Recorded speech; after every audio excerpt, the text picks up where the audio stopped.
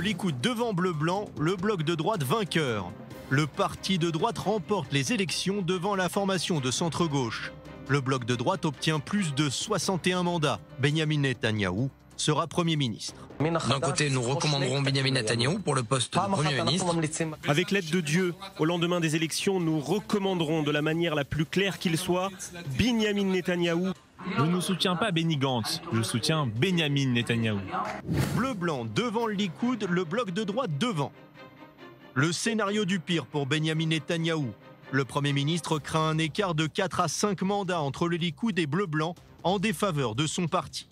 Pour le moment, le parti de Gantz et Lapid possède une avance de 4 ou 5 mandats dans les sondages. Si cela reste en état, la droite perdra et la gauche formera le gouvernement.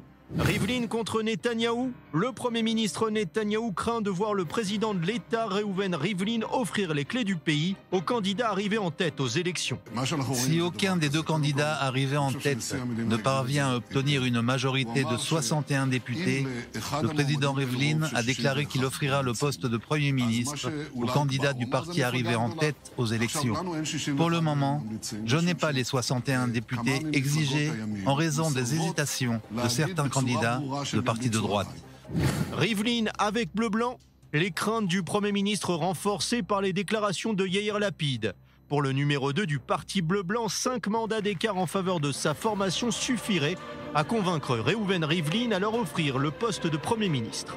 Si nous obtenons un écart de 5 mandats d'avance sur le Likoud, nous gagnerons et le président de l'État d'Israël en tiendra compte, assurément. Rivlin pour une union nationale, le Likoud et le parti bleu-blanc se tiennent dans un mouchoir de poche. Le parti Zéhout obtient un score élevé à 2 chiffres. Moshe Fengling fait durer le suspense quant à son choix entre Benyamin Netanyahou et Benny Gantz. Le président de l'État tranche en faveur de la formation d'un gouvernement d'union nationale. En ces jours très tendus, je vous exhorte tous à suivre les traces de Lévi Eshkol, la voie de la réconciliation et de l'acceptation, considérant l'autre comme un partenaire légitime pour une action politique commune et non comme l'ennemi à combattre. Pour le moment, ni Benyamin Netanyahou ni Benny Gantz n'envisagent de gouverner ensemble, mais aussitôt les résultats connus, une autre histoire commence.